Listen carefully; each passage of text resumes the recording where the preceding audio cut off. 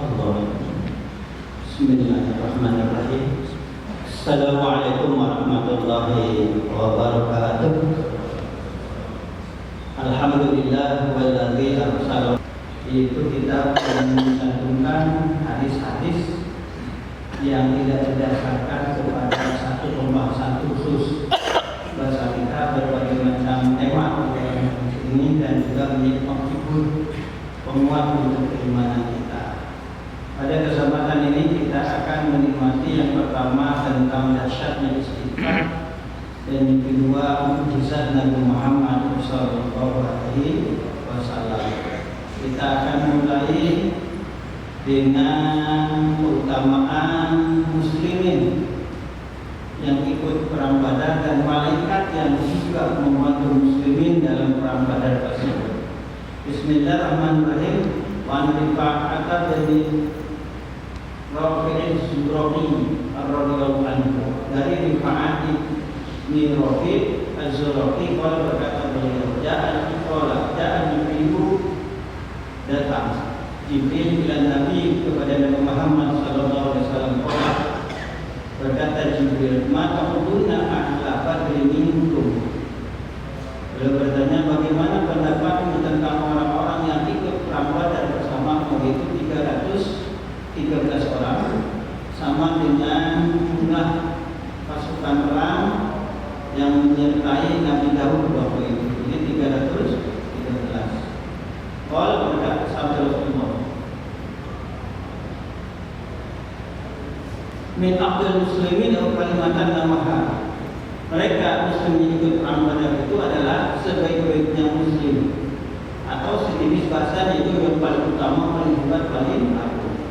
Qala Jibril berkata, wa kadzalika man syahida badran minal malaikah. Begitupun seperti halnya muslimin yang ikut perang bersamamu pada perang Badar yang 313 itu, sama malaikat pun adalah malaikat yang paling mulia di antara para malaikat yang ikut membantu perang Badar. Dari hadis ini dijelaskan bahwa malaikat itu senantiasa membantu kepada muslimin muslimat untuk berbuat ketaatan. Ketika kita akan tidur, baca basmalah 21 kali, ayat kursi 1 kali, misalkan sholawatnya 3 kali minimal, baca al-fatihah al-asmalkan sampai 1 kali, misalkan dalam keadaan wudhu, Allah akan mengirim malaikat untuk menjaga. Ketika seorang akan keluar dari rumah membaca bismillahirrahmanirrahim, la haula wala quwwata illa billah, terus baca kursi, Allah akan mengirim malaikat untuk menjaga. Sampai Allah mengirim malaikat yang terakhir di muka bumi ini untuk mengawal manusia. Yang kelima adalah ketika malaikat Jibril akan datang, memberikan hiburan, menguatkan hati, sehingga dengan atas izin Allah muslim tersebut bisa mengucapkan kalimat tauhid la ilaha illallah. Ini hadis yang pertama yang bahas pada sore. Yang kedua adalah tentang azab itu tidak hanya menimpa orang yang zalim saja, tapi menimpa siapa saja yang membiarkan kezaliman yang terjadi di tempat tersebut. Pak Ibnu Umar radhiyallahu anhu, dari Abdullah bin Umar, semoga Allah meridhoinya. Allah berkata beliau, qala Rasulullah Muhammad sallallahu alaihi wasallam, bagi mengenai baca salawat. Idza anzalallahu taala, apabila Allah menurunkan biqaumin kepada sekelompok kaum azaban, siksa, asabal azab akan menimpa siksa tersebut, maka nabihim siapa saja yang ada di tengah-tengah tersebut. Seperti apa? Bencana banjir, longsor, puting beliung, semua yang ada. Semua itu adalah amalin, kemudian mereka akan dibangkitkan sesuai dengan amalannya masing-masing, sesuai niatnya masing-masing. Sebab ada dari pembahasan yang pertama tentang bab niat awal kitab Riyadhus ini, bahwa Allah ketika menimpakan azab satu kelompok, maka ditimpakan semuanya, termasuk yang di pasar, yang di kebun, yang di sawah. Sahabat yang bertanya, bagaimana keadaan orang beriman itu ya Rasulullah? Maka Rasul menjawab, Allah akan bangkitkan sesuai dengan amalnya di dunianya nanti di akhirat. Ya, Tadinya jangan mata Allah berfirman berkenaan dengan kekhawatiran kita apabila azab akan menimpa siapapun, sehingga Yusha bin Nun mendapatkan wahyu dari Allah, aku akan menimpakan azab itu kepada 40 orang yang baik yang soleh, dan juga 40.000 orang yang soleh, 60.000 orang durhaka. Dia bertanya, ya Allah, apa rahasianya? Kenapa? Karena ini bukan artinya menduga kita. Apa rahasianya? Hanya menimpakan musibah bencana kepada 40.000 orang yang baik itu. Allah berfirman, karena yang 40.000 orang itu mendiamkan kejahatan yang terjadi di tengah-tengah mereka. Yang soleh itu dengan orang yang durhaka, ikut makan, ikut minum, bahkan ikut minum dengan mereka dan bermaksiat. Sehingga Allah berfirman di dalam surat Al-Anfal ayat 25, Bismillahirrahmanirrahim, takut dan kamu harus takut. Fitnatan kepada fitnah, musibah, ujian, malapetaka, la tusibanna alladziina, tidak hanya menimpa musibah itu kepada orang-orang yang zalim, durhaka minkum di antara kamu, khasatan saja. Jadi Allah berikan azab aman orang-orang yang iman atau orang-orang yang durhaka. Wajib maksudnya ala niyatihi, dan kemudian Allah akan memberikan sesuai dengan niatnya. Adanya zaman mata Allah amar ma'ruf nahi munkar seperti kajian ini, sebetulnya ini adalah pertama untuk memohon kepada Allah senantiasa Allah mengampuni dosa-dosa kita yang ada di sini, dan orang-orang yang membantu terjadinya pelaksana kajian seperti ini, pesantren, madrasah, sekolah, ini memang bagian dari pahala. Yang kedua adalah tolak bala, sebab termasuk dosa besar apabila dari di tempat tak ada pengajian, tak ada majelis taklim, tak ada amar ma'ruf nahi munkar. Ada satu agama gembira dari Allah yang diberikan kepada Rasul Muhammad SAW, musibah atau azab yang ditimpakan kepada umat-umat terdahulu seperti kepada umat Nabi Lut misalkan, Nabi Hud, itu tidak akan menimpa kepada umat Rasulullah selama dua benteng ini ada. Apa? Allah berfirman di dalam surat Al-Anfal ayat 33. Bismillahirrahmanirrahim, ini dua benteng ini. Wa ma kana Allah, dan tidaklah Allah yu'adzibahum, sumpah akan mengazab mereka, wa anta fihim, sedangkan kau berada Rasulullah di tengah-tengah mereka. Wa ma kana Allah, dan Allah tidak akan mu'adzibahum, mengazab mereka, wa hum yastaghfiruna, selama mereka beristighfar mengampun kepada Allah. Jadi ada dua benteng yang tidak akan tertimpa dengan benteng itu, menimpa dengan benteng tersebut. Pertama ada Rasulullah, yang kedua ada istighfar. Ayat ini sebelumnya, ayat ini yaitu surat Al-Anfal ayat 33 ini sebelumnya adalah ada tantangan dari orang-orang kafir Quraisy. Ini kita bacakan ayat sebelumnya. Bismillahirrahmanirrahim, Al-Anfal ayat 30.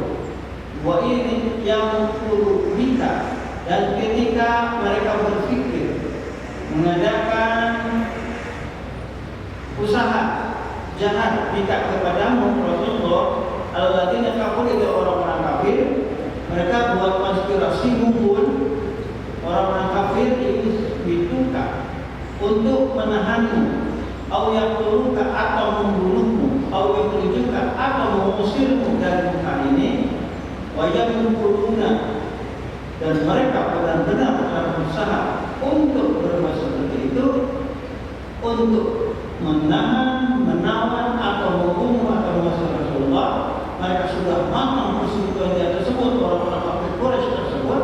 Wa yamkurullah, dan Allah menahan, mencegah, membatalkan tipu daya mereka. Wallahu khairul makirin, dan Allah sebaik-baiknya yang berbuat tipu daya, yang membalas tipu daya.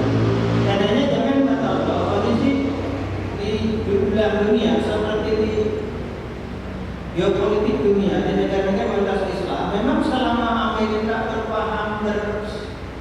bergandengan tangan dengan Zionis Israel, PBB dikuasai mereka, mayoritas negara Muslim gak akan aman, gak akan aman. Libya sampai sekarang orang-orangnya, Irak orang-orangnya, Yaman orang-orangnya, yang terbaru Syria bukan sekarang, memang lama. Al-Qaeda itu seperti ISIS itu kan benar bentukan Amerika, termasuk Hayat Tahrir Syam, hidup atau gerakan untuk membebaskan Syam. Apa itu Syam? Negara-negara yang terdiri pertama adalah Syria, Lebanon, kan, Jordania, Palestina, negara Syam. Karena sana itu memang alamnya sangat kaya. Yang terpenting mereka adalah Muslimin, mayoritasnya disebut dengan negara-negara Arab, termasuk Indonesia. Kalau hati-hati rakyat Indonesia, muslimatnya dan pemeluk agama yang lain yang diisi oleh negara kita, atau yang Protestan, Hindu, Buddha, Konghucu tidak bersatu, maka akan porak-poranda seperti yang negara-negara sebelumnya. Demikian kata Allah Subhanahu Wa Taala, mereka berkata budaya, hanya Allah yang bisa membalas budaya mereka, dan memang muslimin tak berdaya. Sekarang ketika Palestina digempur setiap hari, lebih 1 tahun dari Oktober 2023 sampai sekarang, lebih dari 43.000 orang yang wafat, ratusan ribu orang yang cedera. Sekarang Lebanon dihajar. Begitu Bashar Assad kabur lari ke Rusia, itu di 15 titik dibombardir di Syria oleh Israel. Negara kecil berani. Kenapa berani? Karena yang bantunya bukan negara biasa, adidanya. Itu Amerika dibantu dengan Perancis, kan itu dibantu dengan Inggris yang mempunyai kekuasaan tak terbatas di PBB tersebut. Jadi mereka membuat budaya bahwa Allah akan balas dengan wayamurullahu wallahu khairul makirin. Mereka berbuat budaya, Allah akan menolak, menghancurkan budaya mereka, konspirasi mereka, dan Allah akan membalas konspirasi budaya mereka. Dengan catatan, orang yang beriman itu teguh, senantiasa hidup yang beribadah, yang kedua berjuang untuk menegakkan agama Allah. Kalau kita bukan menggunakan senjata, tetapi harus menghapuskan dulu kebodohan. Bodoh tentang ilmu agamanya, terutama bodoh tentang Allah, bodoh tentang Rasul Muhammad Sallallahu Alaihi Wasallam. Kuatkan imannya, sehingga jadi dari Allah melakukan halal qur'an, dan Allah sesungguhnya penduduk negara aman beriman, wattaqau bertakwa kepada Allah. Lafatahna alaihi wabarakatuh minas sama. Sumpah kami akan membukakan keberkahan minas sama'i dari langit, wal ardi dan dari bumi. Walakin tetapi mereka mendustakan apa yang dibawa oleh Rasul Muhammad Sallallahu Alaihi Wasallam. Kami melimpahkan asal kepada mereka akan perbuatannya. Nah, jadi selanjutnya ayat ketika waidah terlalu ayatnya, ketika dibacakan kepada mereka ayat kami itu Al-Quran, dan kemudian dengan Islam kamu menjawab para kufar Quraisy itu dan yang bersekutu. Qad samina, kami dalam mendengar omongan Muhammad itu. Lalu insyaallah pula mithla hadza. Kalau kami mau, kami bisa ngomong seperti yang diucapkan Muhammad, sebab mereka ada orang-orang yang telah belajar Taurat, telah belajar Injil, telah mempelajari sastra kuno. Ini kan hanya ceritakan saja.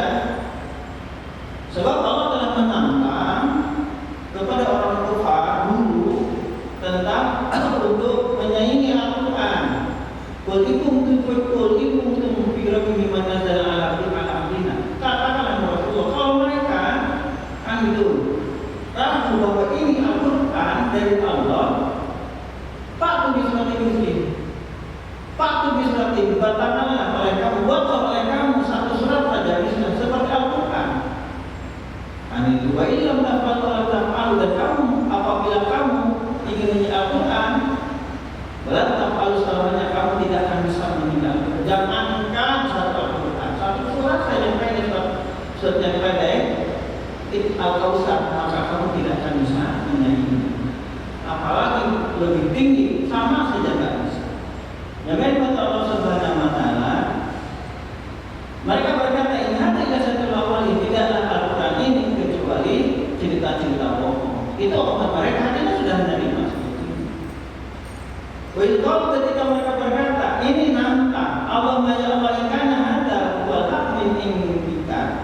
Ya Allah, apabila Al-Quran ini benar darimu ya Allah, fa'amtir alaina, maka hujanilah kami hijaratan dengan batu ila sami dari langit, awitina, atau datanglah kepada kami di azab di sisa lainnya sangat pedih.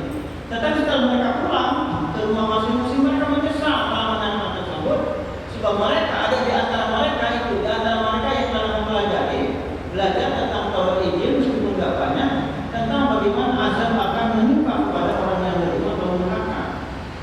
Allah menjawab tantangan mereka, wa ma kana Allah, dan Allah tidaklah yu'adhibuhum, sumpah akan mengazab mereka, wa amkabihim, sedangkan kamu ya Rasulullah ada di tengah-tengah mereka. Artinya azab Allah tidak akan turun sama Rasulullah, para nabi para rasul yang sekitar. Wa ma kana Allah mu'adhibuhum, dan Allah tidak akan mengazab mereka, wa yastaghfiruna, selama mereka membaca istighfar, mengampun kepada Allah Subhanahu wa ta'ala. Jadi kata Sayyidina Abbas dalam mengartikan, memahami tentang ayat ini adalah telah pergi satu benteng di antara dua benteng. Kata apa kata Ibn Abbas? Karena beri amanah. Ada dulu para sahabat itu ada dua penolak dari berbagai macam mazhab. Pertama adalah Nabi Sallallahu Alaihi Wasallam yang menjual istighfar. Padahal maka telah wafat Rasulullah Sallallahu Alaihi Wasallam wafat istighfar. Yang ada sekarang ada istighfar. Jadi sempit pemahaman apabila orang memahami istighfar itu hanya mengampun kepada Allah. Tetapi yang luas dari mengampun kepada Allah, yang kedua adalah ingin dirahmati, disayangi, diridai oleh Allah Subhanahu wa ta'ala. Karenanya menutup pembahasan tentang istighfar ini, Rasul Muhammad sallallahu alaihi wasallam bersabda, "Man lazimal istighfar," atau man asal istighfar, barang siapa yang senantiasa membaca istighfar atau rutin membaca istighfar. Para ulama mengatakan bahwa istighfar itu ada 500 kali sehari semalam, setelah salat 100 kali. Tidak astagfirullah wa atubu ilaih atau astagfirullahaladzim, silakan. Kedua, faedahnya adalah yang pertama, ja'alallahu min kulli hammin farjan. Allah akan menghilangkan kesusahan perhubungannya. Memiliki makhrajan, Allah akan berikan jalan keluar setiap yang permasalahan yang dihadapi. Warahmatullahi wabarakatuh. Allah akan berikan rezeki yang tidak disangka sana. Itu diantara keutamaan istighfar. Sehingga di surga ada nama pintu surga disebut dengan bab zikri. Bab pintu zikir surga disebut pintu zikir bagi orang yang banyak membaca zikir berteman istighfar. Yang selanjutnya adalah hadis yang selanjutnya dari bab ini tentang di antara mukjizat Rasulullah. Satu pohon kurma menangis dan didengar oleh sahabat waktu itu. Karena pasal kurma. Dan ini di antara mukjizat Rasulullah. Wa Jabirin radhiyallahu anhu, dari Jabir sebutan kemudian. Kalau berkata begini, karena itu yaqumu ilaihi nabi, ada sebatang pohon kurma yaqumu ilaihi nabi, Rasulullah suka bersandar ke pohon kurma itu bil khutbati, yakni bil khutbati ketika khutbah. Walau kalau menguti al-mimbar, maka ketika dibuatkan Rasul Muhammad sallallahu alaihi wasallam mimbar, samina al-jinni mithla sautil isya, kami mendengar pohon kurma itu menangis seperti unta yang akan melahirkan. Artinya Nabi sampai Rasulullah turun. Bahwa terjadi lagi meletakkan tangannya ke pohon kurma itu, basahkan maka kurma itu menjadi. Hadis yang lain, bagi riwayat Rasulullah yang sabi, pohon kurma itu berteriak, menangis seperti teriakannya bayi. Pada saat Nabi maka Rasulullah turun dari mimbar tersebut, ada khotbah memegang pohon kurma tersebut, fatomah ilahi dari mulut kurma tersebut. Ini adalah di antara mukjizat Rasul Muhammad SAW.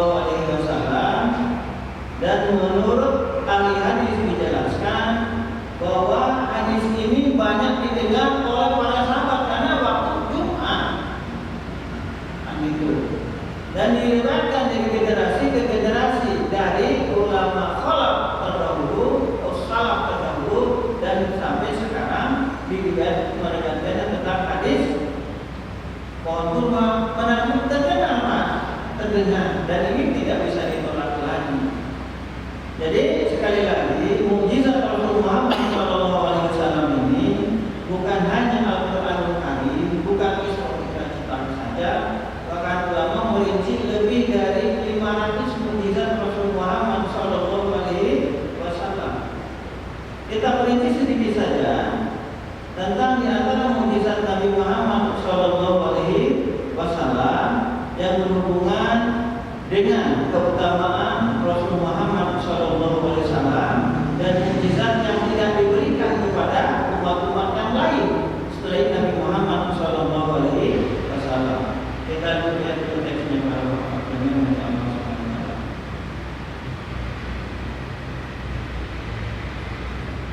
Pertama adalah mukjizat Rasulullah Al-Quran Karim. Ini dibahas panjang Pak. Ini sangat panjang sekali, bisa 1000-2000 halaman minimal untuk membahas tentang mukjizat Al-Quran. Sebab mukjizat Al-Quran dari segi al-ijazah balaghi itu mukjizatan dari segi keindahan sastra balaganya, al-ijazah tasyrik, mukjizatan dari segi syariat hukumnya yang bisa diterapkan di mana saja, kapan saja, tak mengenal suku, tak mengenal bangsa, tak mengenal masa, karena yang menciptakannya Allah, yang menciptakan masa, Allah yang menciptakan makhluk. Yang ketiga al-ijazah ilmi, mukjizatan segi ilmu. Yang keempat al-ijazah al-adadi, mukjizatan segi matematis, statistiknya dan lain sebagainya. Yang kedua adalah Isra Mi'raj. Di antaranya adalah Allah menciptakan ruh kendaraan Rasulullah, kecepatannya sejauh mata memandang. Yang kedua adalah Rasul Muhammad SAW bisa menjawab tantangan dari orang-orang kufar saat itu untuk menjelaskan kondisi Masjid Al-Aqsa. Pada Rasul itu sholat di sana nggak lama langsung keluar.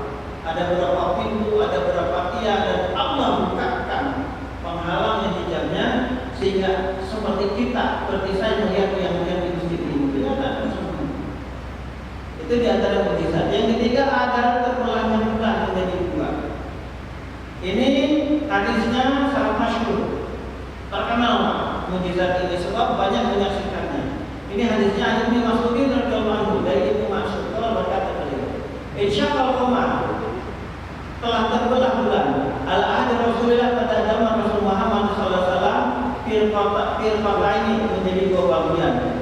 Firqatan fawqal jabal, setengah bulan setengahnya di atas gunung, wa firqatan dunahu, setengahnya lagi di bawah gunung. Maka Rasulullah Muhammad SAW bersabda, Nabi Muhammad SAW isyhadu, saksikannya. Dari Abdullah yakni Ibnu Mas'ud ini diperinci lagi, insyaallah qamar di Makkah. Bulan terbelah menjadi dua di Makkah, hatta safir mata ini. Kalau kufar, berkata orang kufar, ahli Makkah. Ada sihir, saharaku bihi Ibnu Abi Kabsyah. Ini adalah sihir, telah menyihir kamu, wahai penduduk Mekah. Ibnu Kabsyah itu penghinaan kepada Rasulullah Muhammad SAW. Undur sufa, itu tunggulah nanti orang-orang yang bepergian. Faikanu ra'ama itu, apabila mereka dalam bepergian itu melihat apa yang kamu lihat, maka benar Muhammad itu Ibnu Kabsyah itu.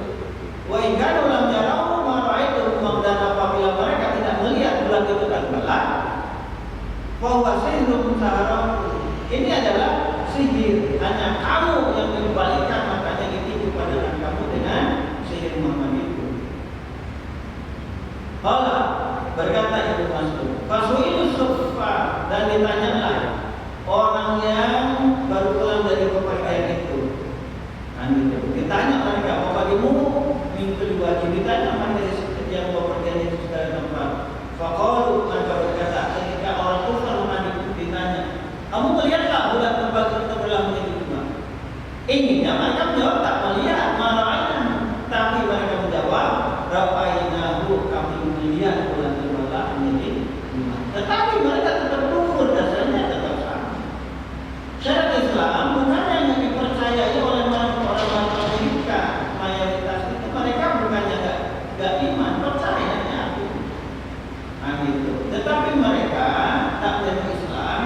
niatnya jadi Islam bertentangan dengan hawa nafsunya. Seperti sifat Syekh Sultan Daudi kan akan berbondong-bondong umat Islam di belahan dunia terutama Amerika Eropa apabila pertama Islam melegalkan riset, yang kedua melegalkan miras, dan itu, ketiga melegalkan riba, dan hal-hal itulah yang menyebabkan mereka benci terhadap Islam sebab hobi budaya mereka ditentang oleh Islam. Dan banyak lagi jangan Allah tentang mukjizat dari Nabi Muhammad SAW yang Allah turunkan khusus kepada Rasul Muhammad SAW. Dan ada satu kisah yang sangat ajib dari Pak Bagaimana sangat menarik yang jarang diberitakan, dikisahkan oleh para ulama adalah Rasulullah menyembuhkan sahabat yang matanya warna itu sudah keluar, warna mata itu sudah keluar, bulatan matanya itu sudah keluar, kan gitu. Itu dari